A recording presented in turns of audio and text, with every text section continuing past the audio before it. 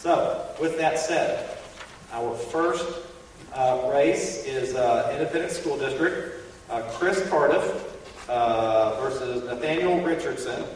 Chris, if you'll come up. I don't know if Nathaniel was able to make it tonight. He was going to be last minute, and I don't think he's here. So, with that said, because you're going to pose, Chris, there's a mic there for you.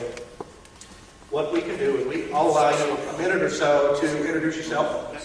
And then if you don't mind, I'll just ask you a couple questions. Just spend a few minutes answering each, and we'll move on. Oh, and by the way, the 1 minute opening statement, response, and closing, I've got a timer here, so at the end of a minute you will hear... so, I'll go ahead and apologize in advance for that. Anyway, Chris, whenever you're ready, a minute opening response. This one? Okay. Thanks very much. Welcome everybody tonight. Well, really, my opening statement, it's going to be hard to keep to 1 minute, but I know everybody has schedules. I just want to talk about making choices. In 1961, my parents made a choice to move to Berkshire and Patterson area and from Katy, and everybody thought they were crazy. And but we moved to Berkshire. We raised my mom and dad raised 6 kids here, went to school, all graduated from Royal, became successful. And then I got married, soon I married and stayed in Royal ISD. And as school districts go, sometimes they're not successful, they go in cycles. And so at the time we were raising kids, Royal wasn't too successful. So she and I had that conversation, and we had to make another choice. Do we move back to Katy and put our kids in Katy schools? And she and I said, no, we're going to stay. We're going to make it better. And at that time, I got on board 22 years ago. And, you know, it's all about making choices. You know, we raised 3 sons in this district.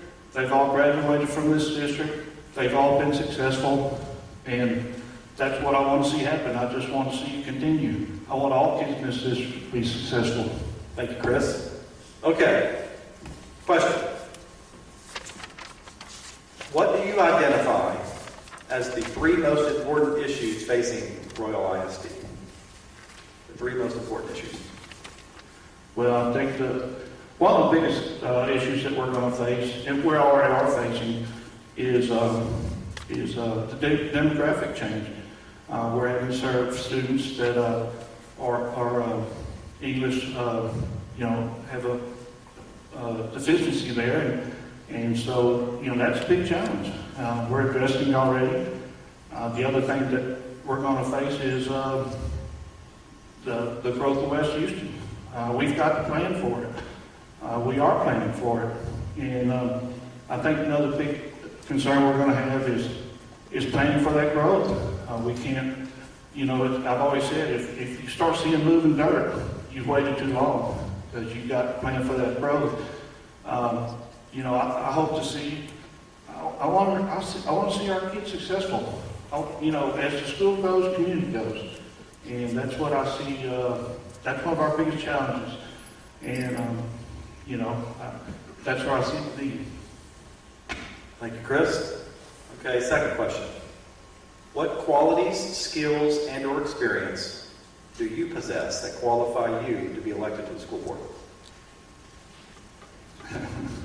Well, you know, it's interesting you ask that question because, you know, when you first get elected, I'll tell you how I got elected, or I was actually I didn't have an opponent when I ran. I got a phone call one night from Mike Dietze. Y'all know Mike Dietze. And he had just had some kids go through Royal ISD. And he said, Chris, if you'll run, because he knew I had kids coming up through the school system, he said, if you'll run for school board, I won't put my name in the hat. And I still thank him for that. Well, that was 22 years ago. And then my goal was, I'm just going to wait till my kids get out of school, and I'm going to go ahead and finish my term, and I was going to not serve anymore. And I was at a conference, and an older gentleman came up to me, and I was telling him about my story. And he said, son, he said, you'll do your best service after your kids graduated.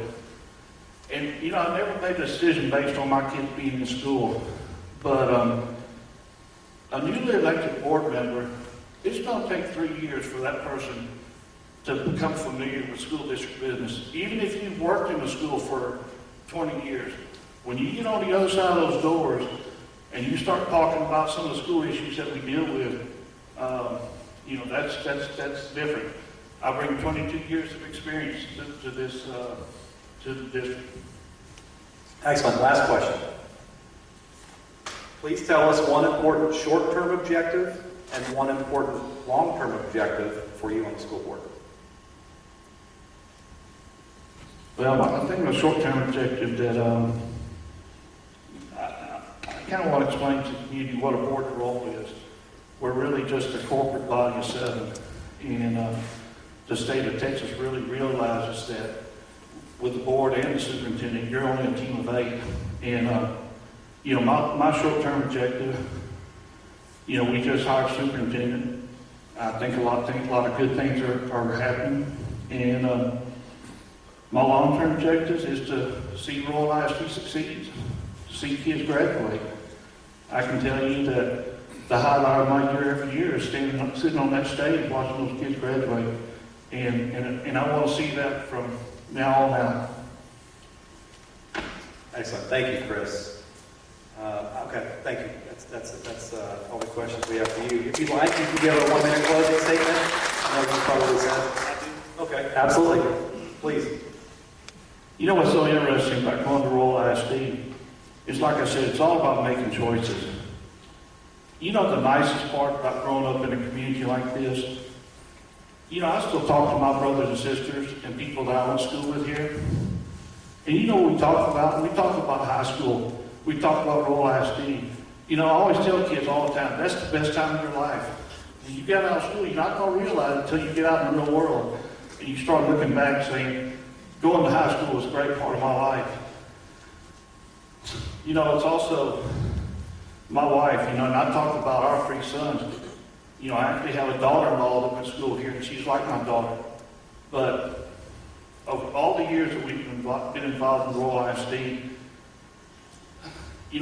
it's like having all those kids yours. Susan has so many kids, and Mr. Richardson's on here. I would like to say the same thing about them. There are kids that look up to Mr. Richardson as a father figure. And so anyway, I just want to say that, having kids succeed, that's what it's all about, and that's really my platform. Thank you, Chris. Thank you for participation tonight. Glad you could make it. Thank you.